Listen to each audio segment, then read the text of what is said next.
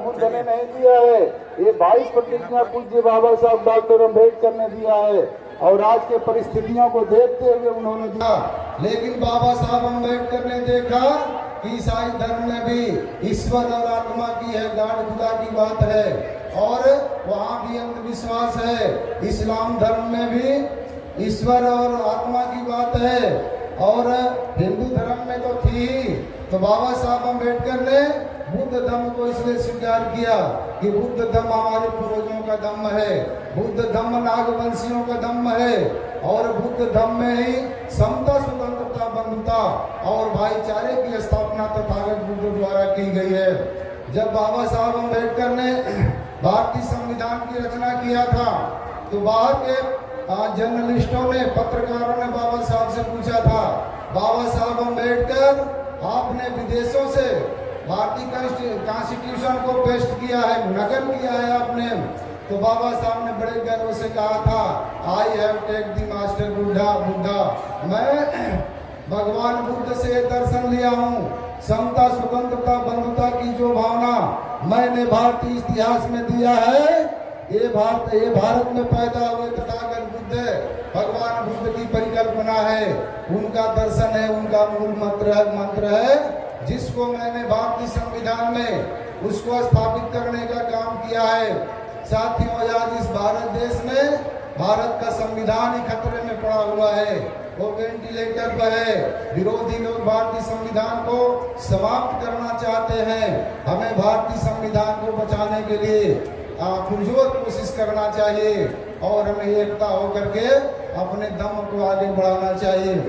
आज 68 साल हो गया है बाबा साहब अम्बेडकर को बुद्ध धर्म की दीक्षा दिए हुए और सही मायने में जो बुद्ध धर्म का जो परिकल्पना है, बाबा साहब का जो संकेत था, जो इशारा था कि हमें इस तरह का बुद्ध धर्म चाहिए, आज स्थापित नहीं हो पाया है। हम कहीं न कहीं भटकने का काम कर रहे हैं, इसलिए हम बिछड़ने का काम कर रहे हैं। बुद्ध का जो दर्शन है, भगवान बुद्ध की जो पंचशील है साथियों, ये अपने आप में एक मिसाल है।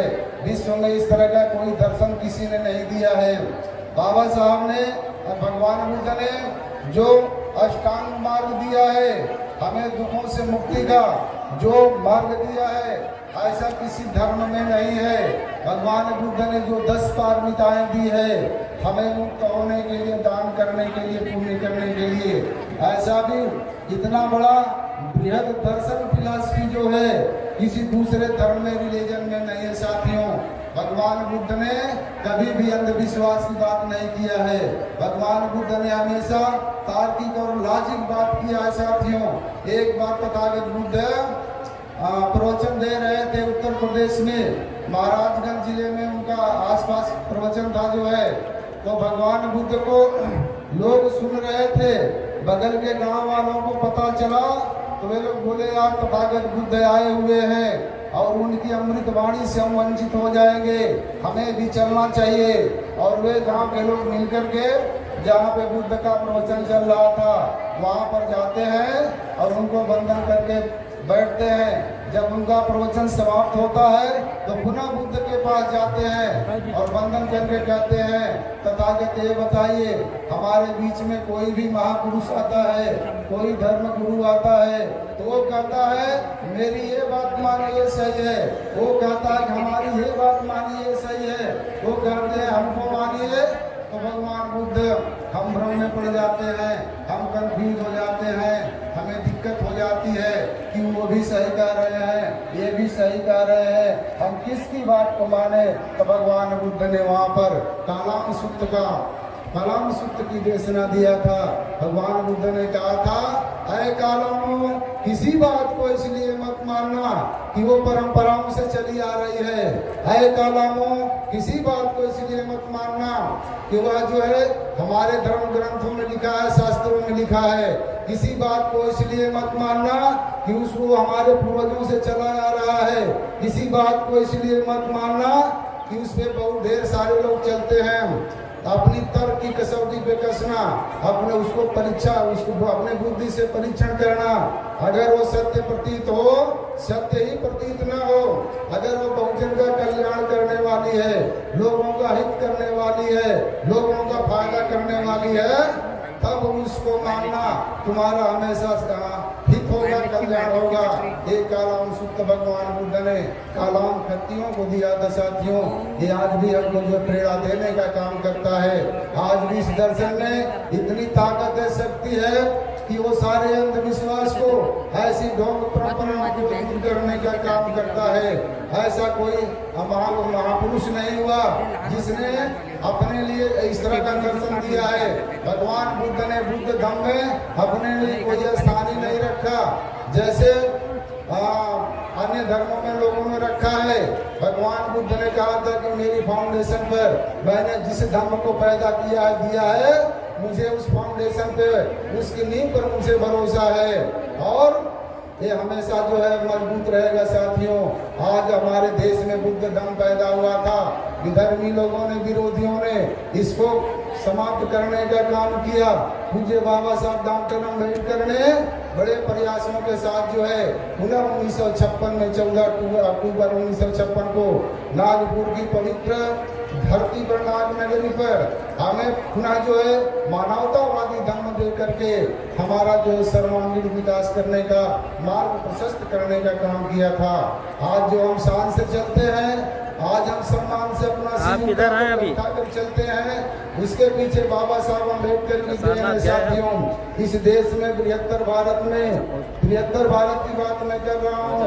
आज का अफगानिस्तान, आज का बांग्लादेश, आज का पाकिस्तान और छोटे देश में भी आते थे, उसमें जो है उसमें के शासक करते थे, नागवंशी यहाँ के शासक करते थे भारत देश के, और पूरे बृहत्तर भारत में इनका शासन था।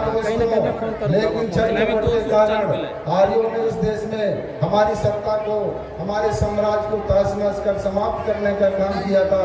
पुनः तथागत बुद्ध का जब उद्भव होता है, भगवान बुद्ध का जब प्रादुर्भाव होता है, भगवान बुद्ध की वाणियों से शक्ति लेकर के, उनके अमृत वचनों से शक्ति लेकर के फिर पुनः इस देश में नागवंशियों का शासन स्थापित हुआ था दोस्तों। और वही नागवंशी लोग भारत में ही क्या पूरे विश्व में जो है बुद्ध धर्म को फैलाने का काम किए थे। आज नागवंशी लोग ही हैं। भगवान बुद्ध के सच्चे वंशज जो हैं, भगवान बुद्ध का वंश भी नागवंश था। नागवंश से शाक्य वंश और मौर्य वंश निकला हुआ है। ये इतिहास हमको बताता है साथियों।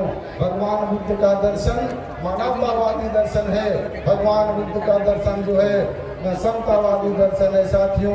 भगवान बुद्ध को विदेश के लोग जो मानते हैं, आज जो पूरी दुनिया में आ गए हैं, उनके यहाँ कोई जातिवाद नहीं है, उनके यहाँ कोई रेप नहीं है। आप चीन में, जापान में देख लीजिए, आप अपने पड़ोस में श्रीलंका में, भूटान में देख लीजिए, वहाँ किसी महिला का सेक्सुअल हैरेसमेंट नहीं होता है, किसी महिला या लड़की के साथ रेप नहीं होता, बलात्कार नहीं होता है। लेकिन इस देश में जो बुद्ध की धरती है, जो बुद्ध का कर्म स्थली था, इस देश में छोटी बच्चियों से लेकर के प्रौढ़ महिलाओं तक के साथ जो है बलात्कार होने का काम होता है साथियों। ऐसे ऐसे घिनौने कांड आते हैं कि सुन करके बड़ी तकलीफ होती है, सर भरना जाता है साथियों। तो जहाँ पे पंचशील का पालन है, जहाँ पे लोग शीलों का पालन करते हैं, वहाँ पे कोई किसी का रेप नहीं करता है, बेइज्जत बचाने का काम करते हैं साथियों। भगवान बुद्ध को जब समाप्त किया गया तो पंचशील के जगह पर यहाँ पे पांच चमत्कार रखा गया।